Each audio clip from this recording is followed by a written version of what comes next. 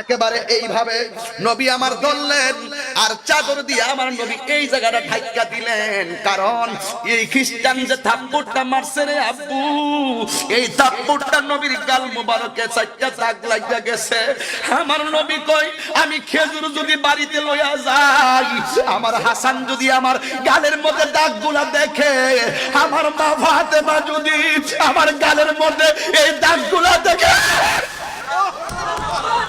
আমার ফাতেমা যদি আমার গালের মধ্যে এই দাগগুলা দেখব, খাইব না ডাক দিয়া বলবে নবী গো,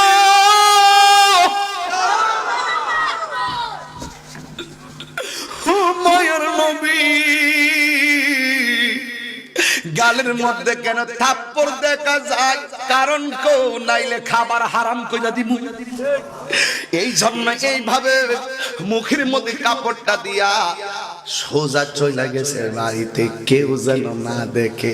কিছু কিছু পাগল আছে, যেমন উমর দেখলে তলোয়ার লইয়া বাইরিয়া যাইব গা, সামনে যা পাইব সব সমান বানাইয়া ফেলবো, কারণ জানের জাহান প্রাণের প্রাণ রাহমাতুল আলামিনের থাপ্পড় মারার সাহস কার আছে রে? যেই মাত্র নবী অধিকারের কথা বলছে, সাথে সাথে ওই ইহুদিটা আমার নবীর গাল মোবারকের ভিতরে একটা থাপ্পড় মাইরা দিছে। জোরে জোরে কি নাউজুবিল্লাহ বলবেন না? হাইরে নবীর গাল মোবারকে কোনদিন মশা মাছি বসে নাই, জীবনে কোনদিন মশা মাছি বসার সাহস করে না। ওই নবীর বদন মুবারকে থাপ্পড়টা যখন লাগাইয়া দিল, আল্লাহর সহ্য হয় নাই। আল্লাহ ডাক দিয়ে কয়, ও জিবরাইল, ও জিবরাইল, আমার বন্ধু নবীরে কয়, বন্ধু নবীর নূরানি আঙ্গুল মুবারকটা কুয়ার মধ্যে ইশারা করত। যেই মাত্র আমার নবী কুয়ার মধ্যে আঙ্গুলটা দিয়ে ইশারা করলেন, কূপের ভিতর থেকে শুধু বালতি উঠে নাই, এক বালতি পানি সহকারে উপরে উঠে গেছে।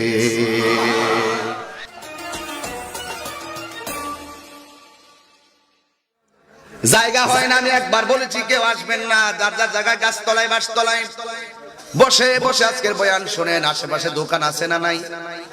দোকানে বসে বসে বয়ান গুলা শুনেন আর গভীর মনোযোগ দেন। আমার নবী দিনের দাওয়াত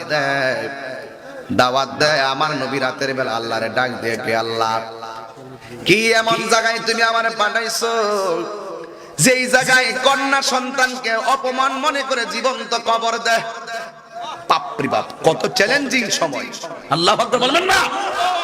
এখন আমরা সুলাইল কলার মতন পাইছি ইসলামটারে, কথা কোন নাকি লেগে। আমার নবী বলেন, আল্লাহ, আমি ওদেরকে তোমার দিকে আহ্বান করি, এরা শুধু আমারে মারে। আল্লাহ বলে, ও বন্ধু, আপনার কাজ হলো দিনের দাওয়াত দেওয়া। হেদায়েতের মালিক পৃথিবীর কেউ না, হেদায়েতের মালিক হইলাম আমি আল্লাহ। আল্লাহ যারা ইচ্ছা করে হেদায়েত দেয়, ইউদিল্লু বিহি কাসীরা ওয়া ইয়াহদি বিহি কাসীরা। এই কোরআন পড়ে একদল হেদায়েত প্রাপ্ত হবে, এই কোরআন পড়ে একদল গোমরা হয়ে যাবে। আমার আল্লাহ বলে, হে বন্ধু, আপনার কাজ হলো দাওয়াত দেওয়া, আর হেদায়েতের মালিক হইলাম একমাত্র আমি আল্লাহ। জোরে জোরে বলুন সুবহানাল্লাহ। আল্লাহ যারা ইচ্ছা করেছেন মাহফিলে এনেছেন। এ যুবক, আমি ধীরে ধীরে ঘটনায় ঢুকে গেলে আর ডানে বামে ঢুকতে পারবো না, একটু খেয়াল করবেন। আল্লাহ বলেন, আনযারতাহুম আম লাম তুনযিরহুম লা ইউমিনুন। আপনি কাফেরদেরকে জাহান্নামের ভয় দেখান আর না দেখান, এরা কোনোদিন ঈমান আনয়ন করবে না। জবান খুলে বলো, হেদায়েতের মালিক কে? চমৎকার! আবু বকর সিদ্দিক নবীকে এমন মহব্বত করে কুল্লো নেয় নাই। আবু জাহিল্লা যেইভাবে নবীরে কুলে নিয়েছে, আবু লাহাব যেভাবে কুল নিয়েছেন, আবু বকর এমন ভাবে নবীরে কুলও নাই। কিন্তু সিদ্দিকে আকবরের জায়গা হয়ে গেল নবীর কদম মুবারকের পাশে। যেরকম সুবহানাল্লাহ। এবার আমার নবী বলেন আল্লাহ ঠিক আছে। এবার নবী এইভাবে দিনের দাওয়াত দেওয়া শুরু করলেন। দিতে দিতে দিতে দিতে যখন একটা পর্যায়ে চলে আসলো, হঠাৎ করে আমার নবী রাহমাতুল লিল আলামিনকে গোপনে প্রকাশ্যে মারার জন্য একদল মানুষ রেডি হয়ে গেছে। নাউজুবিল্লাহ। কয়েকটা কারণে মানুষ আপনার হিংসা করবে। এক নম্বর, যদি আপনার সমান সে না হইতে পারে, কথা কন না কি লেগে, তখন মানুষ আপনার হিংসা করবে। আর একটা কারণ হলো আপনার মধ্যে যা আছে তার মধ্যে তা না থাকলে সে আপনার হিংসা করবে।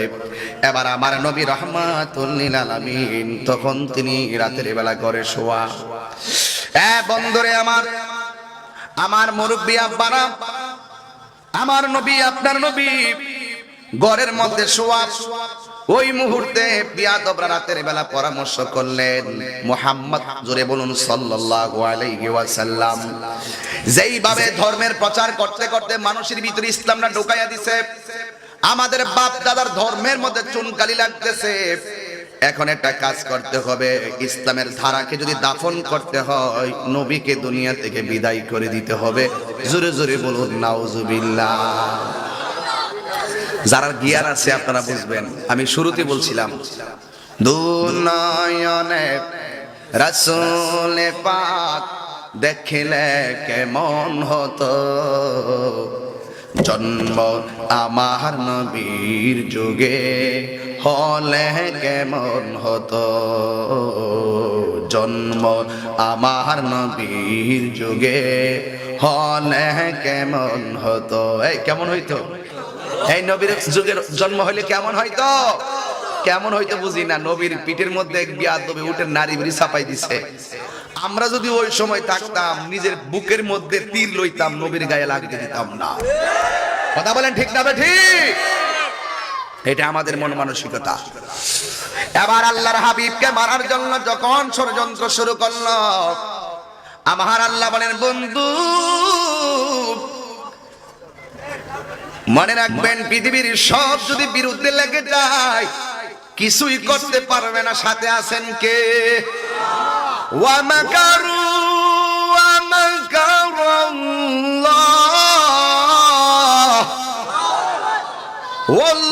ওয়াল্লাহু খায়রুল মাকিরিন।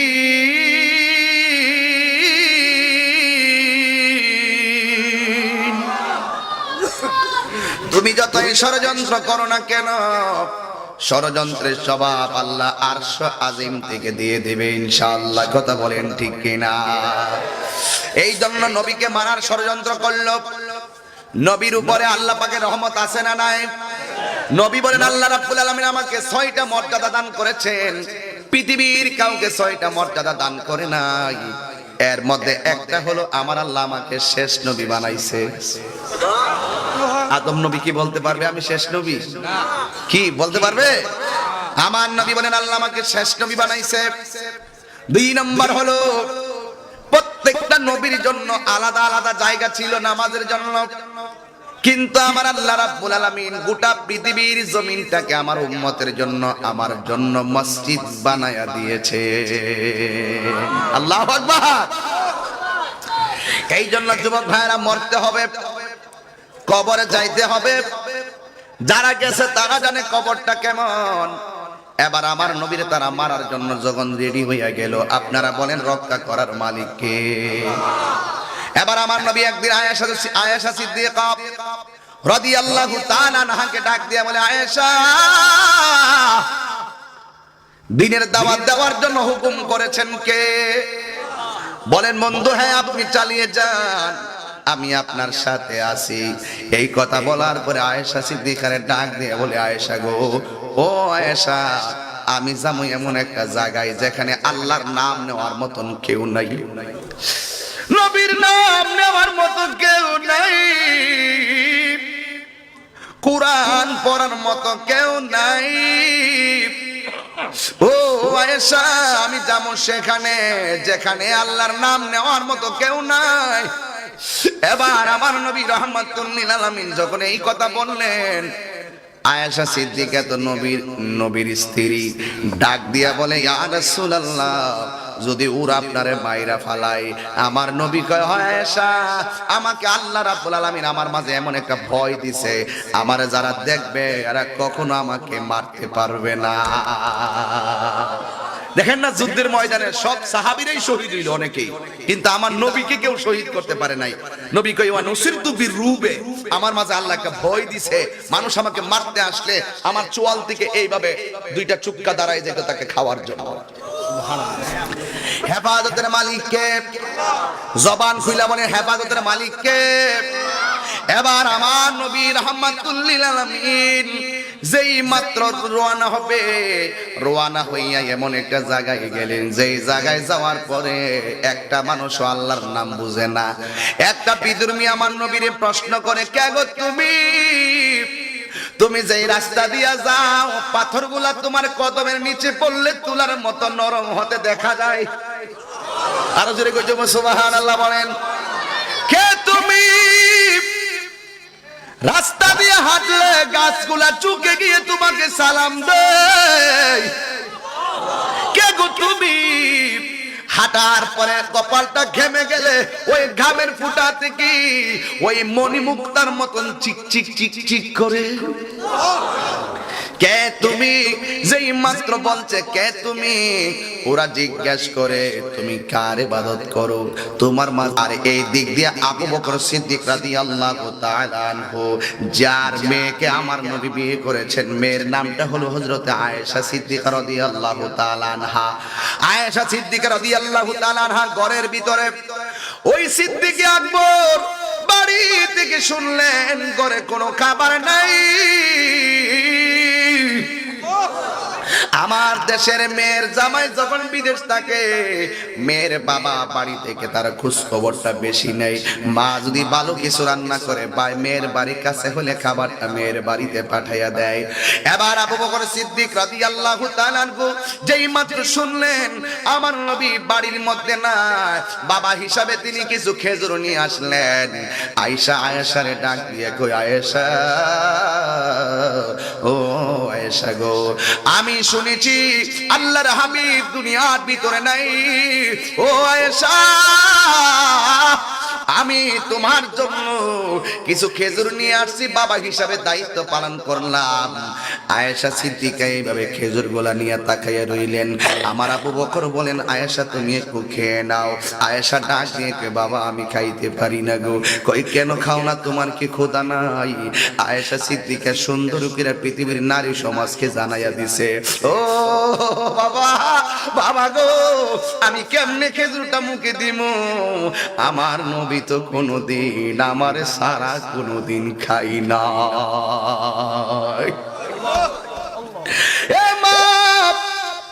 একটু আগে ঘোষণা করছি তোমরা চেপে বসো, মানি প্রমাণ হয়ে গেল তোমরা অনেক মা বোনরা মাহফিলে এসেছো। স্বামী স্ত্রীর ব্যাপারে আল্লাহ কোরআনে কি বলছে জানো নি? আল্লাহ বলছেন, হুন্না লিবাসুন লাকুম ওয়া আনতুম লিবাসুল লাহুন্না। নারী হলো পুরুষের পোশাক আর পুরুষ হলো নারীর পোশাক। এবার আয়েশা সিদ্দিকা খেজুর গোলা খাই নাই নিয়ে দরজায় দাঁড়াইয়া রইছে। আয়েশা সিদ্দিকা খেজুর নিয়ে দাঁড়াইলো, আর এই দিক দিয়ে আবু বকর সিদ্দিক রাদিয়াল্লাহু তাআলা আনহু চলে গেলেন। আর আমার নবী 7 দিন পরে, কয়দিন পরে? 7 দিন পরে বাড়ির মধ্যে আসলেন। আয়েশা দেখতেছেন আয়েশা সিদ্দিকা এইভাবে খেজুর গুলো নিয়ে তিনি দাঁড়াইয়া রইলেন। বন্ধুরে, ও রানীখারের বাবারা, আমার নবী আপনার নবী আয়েশা ডাক দিয়া বলে, আয়েশা, হে আয়েশা, আমি যাওয়ার সময় তোমার ঘরে খাবার হিসেবে কিছু দিয়ে যাই না, তোমার হাতের মধ্যে খেজুরগুলো তুমি পাইলা কোথায় থেকে? ডাক দিয়া বলে, বাবা, আমার আব্বা জান শুনছে আপনি বাড়ির মধ্যে নাই, এই জন্য কিছু খেজুর নিয়ে আসছে আমারে খাওয়ান দেওয়ার জন্য।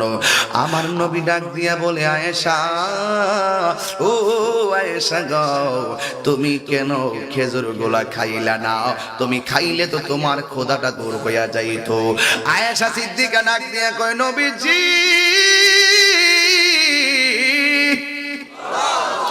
ও মায়ার নবী গো,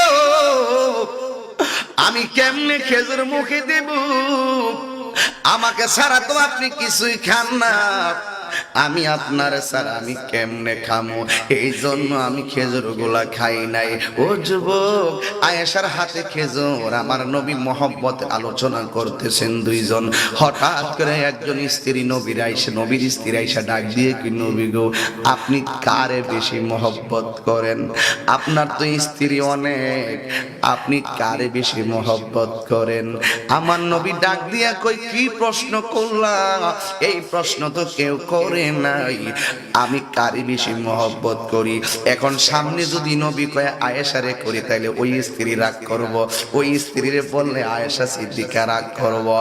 আমার নবী বলে, আমি কারে বেশি মহব্বত করি জাননি? বলবো। কয় বলেন? কয় আজকে রাতের বেলা আমি যারে একটা খেজুর দিমু তারই আমি বেশি মহব্বত করি। আজকে রাত্রে যারে একটা খেজুর দিমু তারই বেশি মহব্বত করি। এবার সব স্ত্রী সাজ্জা সুজ্জা রাতের বেলা বৈশা রইছে। নবী তো আমারে যেই মহব্বত করে, খেজুরটা তো আমি পামু। সব স্ত্রীর ভিতরে শুধু একটা কথা, নবী আমারে যে মহব্বত করে আমি পামু। এই কথা বলার পরে সবাই সাজুগুজু করে নবীর অপেক্ষায় বৈশা রইল। আমার নবী রাতের বেলা যাইয়া স্ত্রী একজনকে, প্রথম জনকে যাইয়া বলে, শোনো না, আমি তোমার খেজুর দিতাম আসছি, নাও খেজুরটা খাইবা, কিন্তু সকাল বেলা কেন কোনোদিন এই কথাটা কাউকে বলা যাবে না। এবার স্ত্রীকে দিলেন, দিয়ে আবার আরেক স্ত্রী বাড়িতে গেলেন, যাইয়া খেজুরটা দিলেন, তারেও বললেন, শোনো, আমি তোমার খেজুরটা দিলাম, কাউকে কোনোদিন বলা যাবে না। এইভাবে আমার নবী সব স্ত্রীরে সমানভাবে ভালোবেসে খেজুর গুলা দিলেন। সকাল বেলা দেখা গেল এক একজন স্ত্রীর বাপ সাপ অনেক ভিআইপি। জোরে কোন সুবহানাল্লাহ, আরো জোরে কোন সুবহানাল্লাহ, একটু সাউন্ডটা তুলে দাও। আমার নবী রাহমাতুল লিল আলামিন এমন ইনসাফ ভিত্তিক আমার নবী পরিচালনা, সংসার পরিচালনা করতেন। এবার আয়েশা সিদ্দিকাকে নবী ডাক দিয়া বলে, আয়েশা খেজুর গুলা দাও। এবার আয়েশা সিদ্দিকাকে খেজুর দিলেন। কথাগুলো এখানে, কথাগুলো সামনে বুঝাই দেব কেন বলতেছি। এবার ইন দি মিন টাইমে আমার নবীর ভিতরে একটা জাগনা দিয়া উঠছে, কিরে আবু বকর আয়েশা তার মেয়ের খবর নিল, আমারও তো মেয়ে আছে। আরে আমারও তো মেয়ে আছে, এই মেয়ে তো সাধারণ মাইয়া না, এই মাইয়া হলো কোটি কোটি নারী সমাজের সরদারিনী খাতুনে জান্নাত মা ফাতেমা। ঠিক কিনা বলো? জান্নাতের ছাবি আমার মা, আমাগো জান্নাতের চাবি আমার মা। জোরে কি সুবহানাল্লাহ বলবেন না? আমার নবী দৌড়াইয়া নবীর মেয়ে ফাতেমার বাড়ি গেল। যাইয়া দেখেন ফাতেমা চুপচাপ বসা। আমার নবী ডাইয়া কয়, ফাতেমা আমার কলিজার টুকরা দুইজন কই? কয় নবী গো, এরা পেটের খোদায় বসা থেকে দাঁড়াইতে পারে নাই। 2 দিন যাওয়ার পরে শোয়া থেকে বসতে পারে নাই। 3 দিন যাওয়ার পরে শোয়া থেকে উঠতে পারে নাই।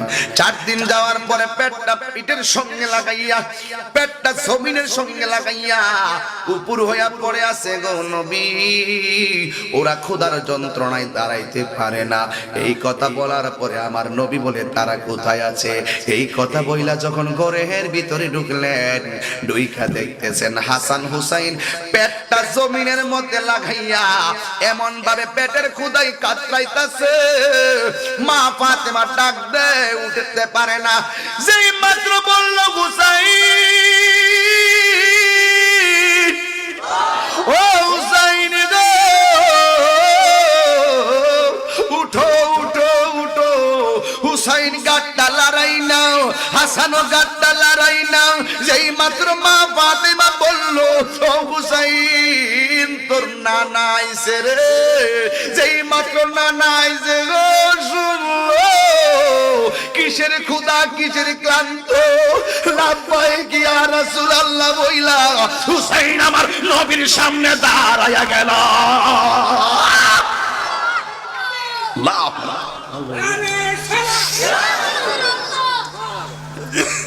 হুসাইন যায়া ডাক দিয়ে কই, নানা গো, ও নানা,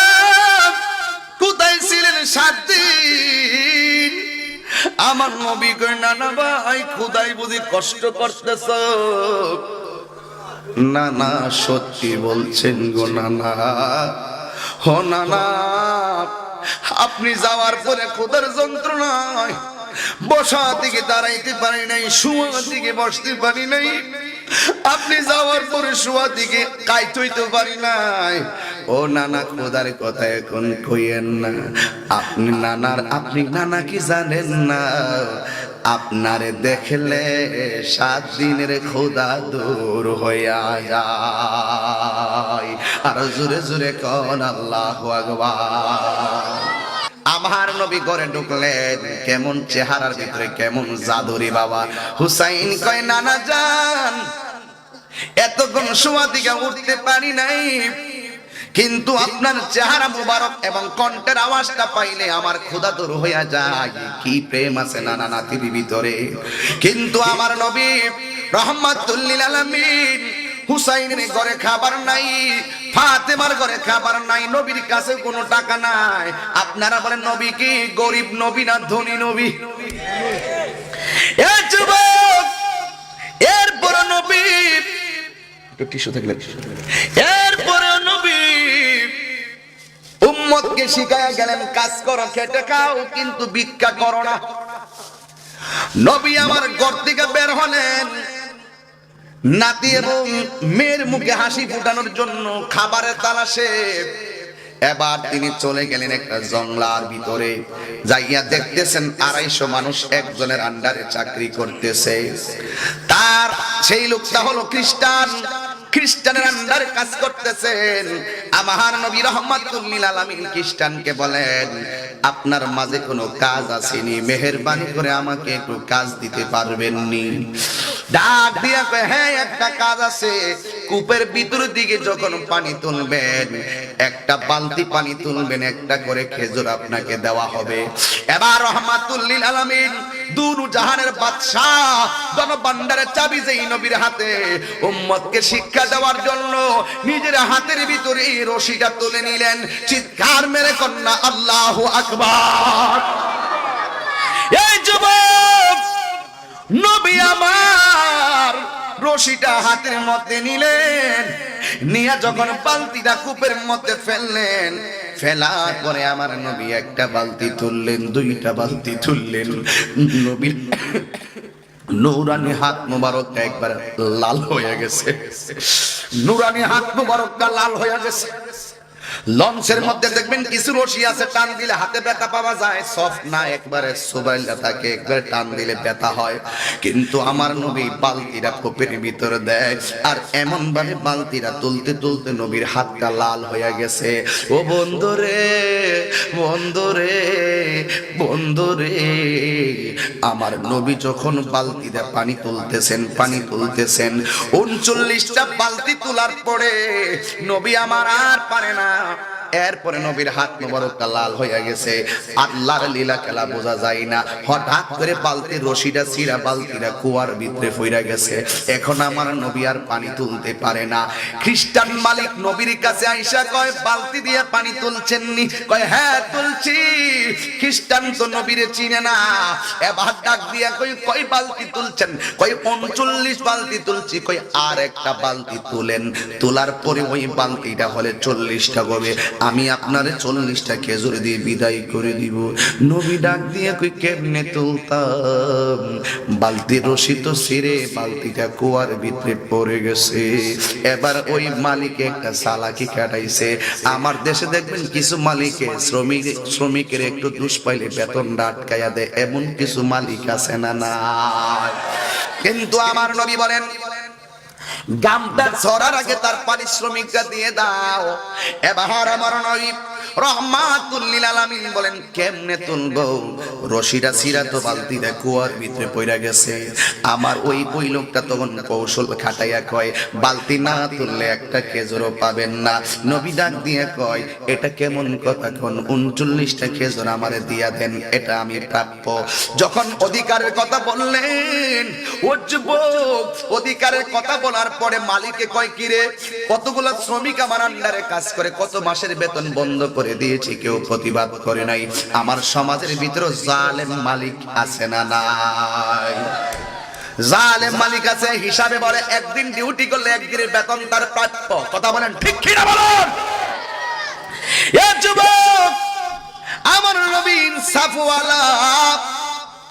যখন সারা পৃথিবীটা মানবাধিকার বিহীন ছিল, 1450 বছর পূর্বে আমার নবী ধর্ম বর্ণ নির্বিশেষে সকলকে একটা সাম্যের ডাক দিয়া মানবাধিকার প্রতিষ্ঠা করে দিয়ে শেষে বলেছিলেন, লাকুম দীনুকুম ওয়ালিয়াদিন। তোমার জন্য তোমার দিন, আমার জন্য আমার দিন। কথা বলেন ঠিক কিনা?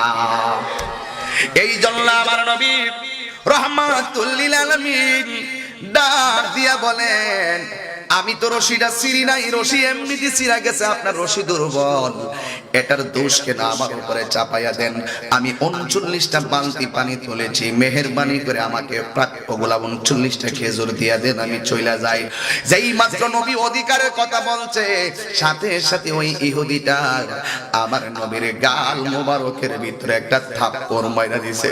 জোরে জোরে কি নাউজুবিল্লাহ বলবেন না?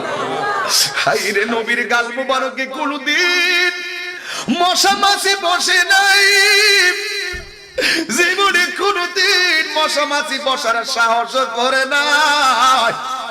ওই নবীর বদন মুবারকে থাপ্পড়টা যখন লাগাইয়া দিল, আল্লাহর সহ্য হয় নাই। আল্লাহ ডাক দিয়ে কয়, ও জিবরাইল, ও জিবরাইল, আমার বন্ধু নবীরে কয়, বন্ধু নবীর নূরানি আঙ্গুল মুবারকটা কুয়ার মধ্যে ইশারা করত। যেই মাত্র আমার নবী কুয়ার মধ্যে আঙ্গুলটা দিয়ে ইশারা করলেন, কূপের ভিতর থেকে শুধু বালতি উঠে নাই, এক বালতি পানি সহকারে উপরে উঠে গেছে। আর জোরে জোরে কোন সুবহানাল্লাহ। এবার যখন পানিটা উঠে গেল, 39 আর 1 কত হইল? 40টা খেজুর আমার নবী বললেন, আমার খেজুর দেন। এবার লোকটা খেজুর নবীরে দিয়া দিল। দেওয়ার পরে আমার নবী এইভাবে চাদরটা ধরলেন, এইভাবে ধইরা এইভাবে খেজুর গুলা নিলেন, এইভাবে লইলেন, লইয়া এইভাবে ভান্ডিং কইরা এমনে ধরলেন, আর এই জায়গাটা এইভাবে চাদরটা এমনে ফালাইছেন। জোরে জোরে কি সুবহানাল্লাহ বলবেন না? একেবারে এইভাবে নবী আমার ধরলেন, আর চাদর দিয়ে আমার নবী এই জায়গাটা ঢাইকা দিলেন। কারণ এই খ্রিস্টান যে থাপ্পড়টা মারছে রে আব্বু, এই থাপ্পড়টা নবীর গাল মোবারকে 4টা দাগ লাগিয়া গেছে। আমার নবী কই, আমি খেজুর যদি বাড়িতে লইয়া যাই, আমার হাসান যদি আমার গালের মধ্যে দাগগুলা দেখে, আমার মা ফাতেমা যদি আমার গালের মধ্যে এই দাগগুলা দেখে, আমার ফাতেমা যদি আমার গালের মধ্যে এই দাগগুলা দেখব, খাইব না, খাইব না। ডাক দিয়া বলবে, নবী গো,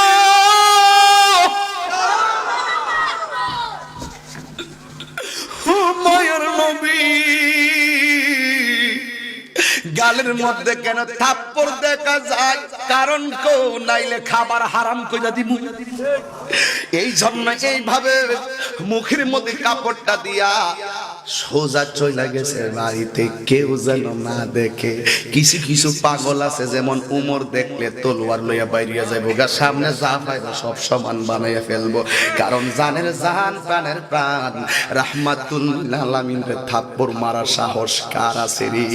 আমার নবী খেজুর গুলো নিয়ে বাড়িতে গেল।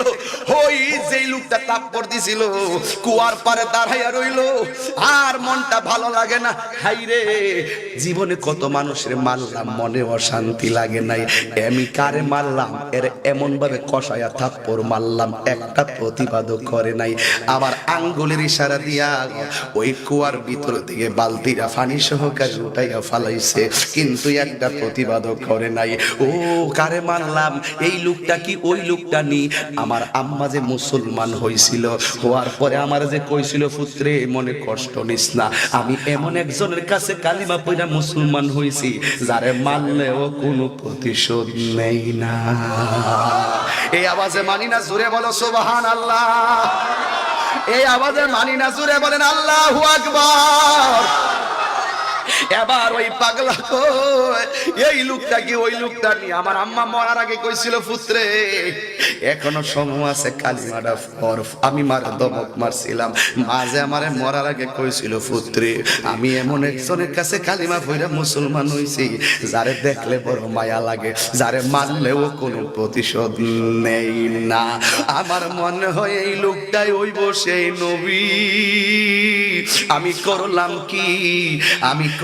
কি আমার শরীরের মধ্যে এমন জ্বালা শুরু হইছে কেন একটা কথা মনে রাখবেন অত্যাচার করলে মনের শান্তি কখনো আসে না কথা বলেন না ঠিক না বেটি হে বন্ধু এই লোকটা ঘুমাইতে পারে না শ্রমিক গুলা কই কি ব্যাপার আমার মালিক দি মারার পরে আর ঘুমায় না খায় না কারণটা কি এই কথা বইলা আমার নবী রাহমাতুল লিল আলামিনের কথা চিন্তা করে ওই চিন্তা কইরা আমি কারে মারলাম কইয়া হাতের মধ্যে একটা ছুরি লইয়া নিজের ডান হাতের মধ্যে এইভাবে ফুসান শুরু করছে এই ডান হাতটারে কাটতে বডি থেকে আলাদা কইরা ফলাইছে আমি কারে মারলাম এই হাত আমি আর রাখবো না এই হাত আমি রাখবো না হাইরে আমার বাবা ও বন্ধুরে ও রানী খারাদর্শ গ্রামের বাবারা আমার নবী আপনার নবী রাহমাতুল লিল আলামিন বাড়িতে গেলেন কিন্তু ওই লোকটা নিজের হাত নিজে কাইটা ফলাইছে কাটা হাতটা বাম হাতের মধ্যে লইয়া সোজা মসজিদে নববীর ভিতরে দৌড় মারল দৌড়াইয়া যখন নবীর মসজিদে নববীর ভিতরে গেলেন যাইয়া দেখতেছেন মসজিদে নবী নাই কিন্তু মসজিদের ভিতরে একজন সাহাবী দাঁড়ায়া রইছে যেই সাহাবীর নাম হলো হযরতে সালমান ফারসি জোরে জোরে কোন আল্লাহু আকবার আরে বাবা সালমান ফারসি মসজিদের ভিতরে দাঁড়ায়া রইছে মনটা ভালো না ওই সালমান ফারসি কই কে গো তুমি কয় আমি হইলাম একজন নগণ্য পাপী জীবনে কত মানুষ দেখলাম এমন মানুষ আমি দেখি নাই যার নিজের হাত কাইটা আরেক হাতের মধ্যে লয়া ঘুরতেছে এটা সাধারণ কোনো কথা নয় এটা সাধারণ কোনো কথা না এটা চাইলেই সম্ভব না নিজের হাত নিজে কাইটা হাতটা লয়া কতটুকু ভক্তি থাকলে কতটুকু প্রেম থাকলে কতটুকু ভিতরে আমার নবীর প্রতি দরদ থাকলে নিজের হাতটা নিজে কাটতে পারে এবার কাটা হাতটা লয়া দৌড় মারছে আমার নবীর মসজিদে যাইয়া দেখে আমার নবী মসজিদের ভিতরে নাই এবার সালমান ফারসি ডাক দিয়ে কয় কে গো তুমি কয় আমি হলাম পাপী মানুষ আমার নবী ঘরে আসেনি মসজিদের ভিতরে আমার নবী আসেনি কয় না না নবী মসজিদের ভিতর নাই কই বাড়িতে আছে ওই লোকটা ডাক দিয়ে কয় শোনো নবীর সাহাবী আমার তাড়াতাড়ি নবীর বাড়ি লইয়া যাও আল্লাহু আকবার আমার তাড়াতাড়ি নবীর বাড়ি লইয়া যাও কয় তোমার কাটা হাতে কি খুব ব্যথা লাগতেছে নাকি না রে না কাটা হাতে ব্যথা লাগে না মনের জ্বালাই বাঁচি না জোরে কি আল্লাহু আকবার বলবেন না দোরা সাহেব চিনেননি জোরে কোন দোরা সাহেব চিনেননি দোরা সাহেব এইভাবে ফনা তুলতে পারেনি কেন পারে না শরীরের মধ্যে বিষ নাই শরীরের মধ্যে কি নাই ফানুক সাহেব চিনেননি ফনা তোলেনি কেরে বিষ আছে এই জন্য সব মৌলবীরা নবীর বিরুদ্ধে কথা কইলে দাঁড়াইতো না যারা অন্তরে নবীর মহব্বতের বিষ আছে এরা কখনো ঠান্ডা ভাষায় কথা বলতে পারে না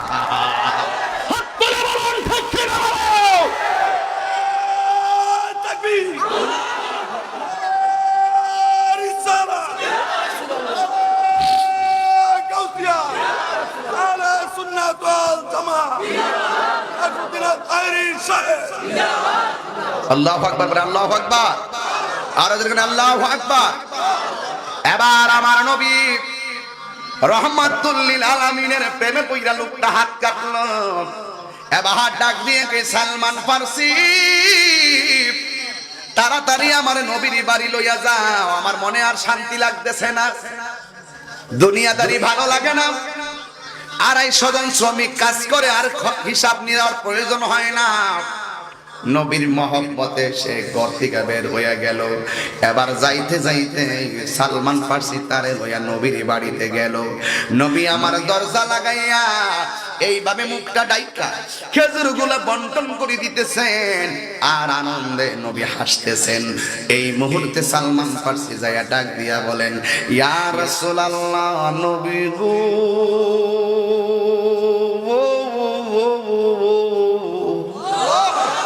ও মায়ার নবীজি, আমি আপনার সালমান আসছি গো নবী। আপনার কাছে একজন আগন্তুক মানুষ আসছে। আপনারা বলেন আমার নবী ঘর থেকে দেখার ক্ষমতা আছে না নাই? আরে বাবা, আমরা কত ভাগ্যবান, আমরা না দেখাই নবীরে জীবন দিয়া ভালোবাসি। কথা বলেন ঠিক না বেঠি? আল্লাহু আকবার, আল্লাহু আকবার, আল্লাহু আকবার। এবার ওই পাগলা দরজায় গিয়া দাঁড়াইলো। সালমান ফার্সি বলে, নবী গো, এমন একজন লোক এসে